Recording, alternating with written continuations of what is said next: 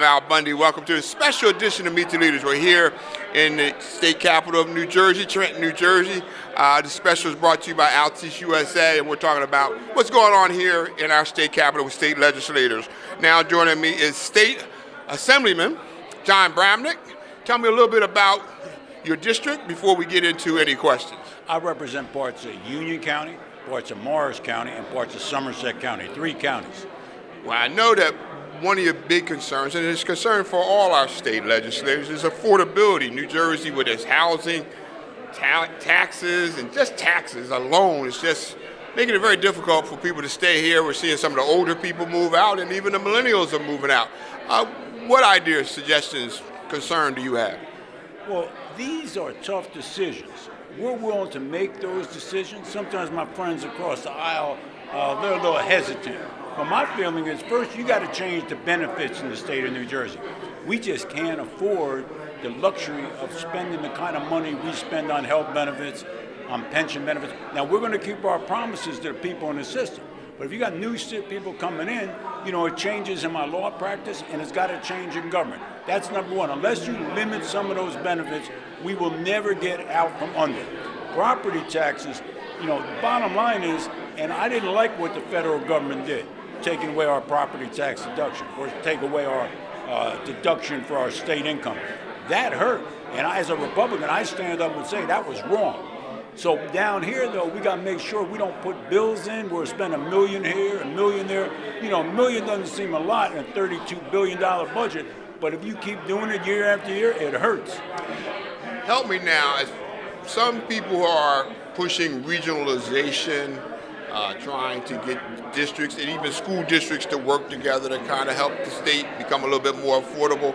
Good idea, bad idea? Well, it's a good idea to have them work together. What you better be real careful about, you take a district and you take 4 or 5 towns and you put it in a district, you're going to lose your choice of where you go to school. So if you got a neighborhood school and you want to have a big district, let's say a county district, and there's people proposing that, they're going to take away your neighborhood school. So you got to watch that closely. There's actually a lawsuit pending right now that will take that away from you. That is a non-starter in my judgment. Local parents running local schools, don't mess with my local school.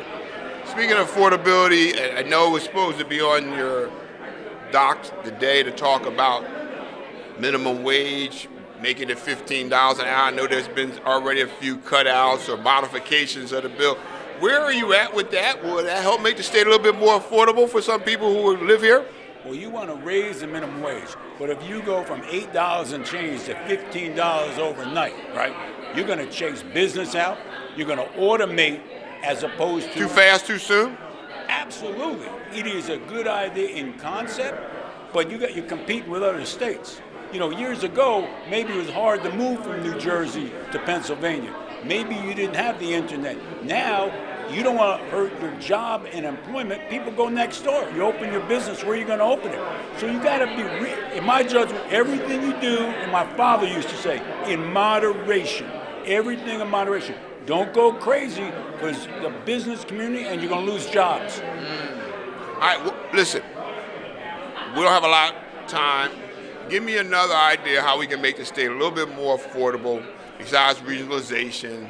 Sure. What other ideas you have? Stop imposing thousands of new housing units that the courts are doing in our towns, because what that does... You mean because of Mount Laurel decisions? Well, originally it was Mount Laurel. The legislature has abdicated its responsibility on reacting to that Mount Laurel. So courts are imposing thousands of units in small towns, meaning you got to build more schools, you got to have more transportation, more infrastructure. That's going to raise property taxes. It's time for the legislature to intervene, and what you do with affordable housing is you do it in a broad area, and you do it from here, not let the courts do it, which is going to cost our property taxpayers a lot of money. One thing I got to still ask you about, you mentioned transportation. Fares still increasing with New Jersey Transit. I don't know, a lot of people still complaining. Still trains are late, not getting there on time. Where are we at? What do you think? It's bad. I'm trying to work with this governor because transportation to and from your job is number one. People cannot have a problem getting to work. I'm working with the governor on this, and we're going to keep everyone's feet to the fire, and we're going to invest in that. That's something people are willing to pay their tax-paying money into, assuming you get it right. I'm all over that. We're going to co-sponsor a bill right now, make it so people get to work on time. We're out of time. I want to thank State Assemblyman John Bramnick being here on Meet the Leaders at New Jersey State Capitol, Trenton, New Jersey. Thank you. Happy holiday. Well, good to see you.